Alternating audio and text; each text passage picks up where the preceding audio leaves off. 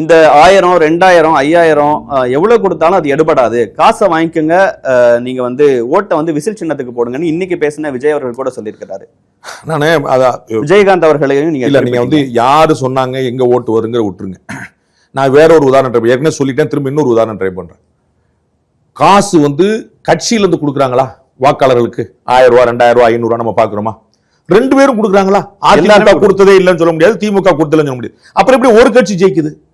தெளிவாக புரிந்து கொள்ளுங்கள். மக்கள் வாங்குவதை வாங்கிவிட்டு அவர்களுக்கு பிடித்த மாதிரி போடுறாங்க. இவ்வளவுதான் நான் சொல்ல வரேன். அப்ப இன்னைக்கு கொடுத்தீங்கனால அது பழைய காலம். முன்னாடி இருந்துச்சு, கை நீட்டி காசு வாங்கிட்டேன். இன்னும் நான் கண்கூடா பாத்துருக்கேன், கீழே கலப்பணிலாம் ஆட்டுறவங்கிறனால 2 பேருமே கொடுத்துட்டாங்க. அதனால நானும் என் பொஞ்சாதி இந்த கட்சிக்கு போடுறோம், 2 பசங்களே அந்த கட்சிக்கு போட சொல்லியிருக்கேன் சொல்லியிருக்காங்க. என்ன பாசி செய்யறது, நம்ம விட்டு கொடுக்க முடியாது. இவன் என் சாதிக்காரனா இருக்கான், அவன் எனக்கு பிடிச்சவனா இருக்கிறான், அப்படி பிரிச்சு போட்டிருக்காங்க. சத்தியம் பண்ணிட்டேன் கோயில் வாசல்ல. இதெல்லாம் பழைய காலம்.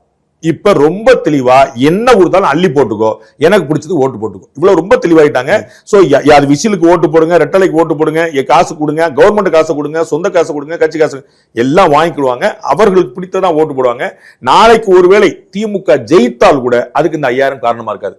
நாளைக்கு ஒருவேளை திமுக தோத்தால் கூட இதுக்கு இந்த 5000 காரணமா இருக்கு. நான் சொல்ல 5000 ரூபாய் பிளேஸ் நோ ரோல் எக்ஸக்கர்ல ஒரு இழப்பு ஏற்படுத்துறது வேற எந்த பலனும் இல்லைன்னு சொல்லுவாங்க. மற்ற அரசியல் கட்சி தலைவர்கள் எல்லாரும் பேசும்போது கூட இது தேர்தல் காரணங்களுக்காக பண்றாங்க. ஆனா விஜய் அவர்கள் நான் அரசியலுக்கு வந்தனால மட்டும்தான் உங்களுக்கு 5000 ரூபாய் கொடுக்குறாங்க. டால் கிளைம் அப்படி கிளைம் பண்ணி எல்லாருமே சொல்ல வேண்டியதான். என்னை பார்த்து பயந்து விட்டார் அப்படின்னு தமிழக வாழ்முறை கட்சி வேல்முருகன் கூட யாரையா பார்த்து சொல்லுவாரு, மோடியை பார்த்து சொல்லுவாரு யாருன்னா, அதெல்லாம் நமக்கு தெரியும்.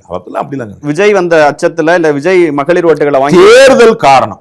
அது தேர்தல்ல விஜய் காரணமா, சீமான் காரணமா, எடப்பாடி காரணமா, தேர்தல் காரணம்.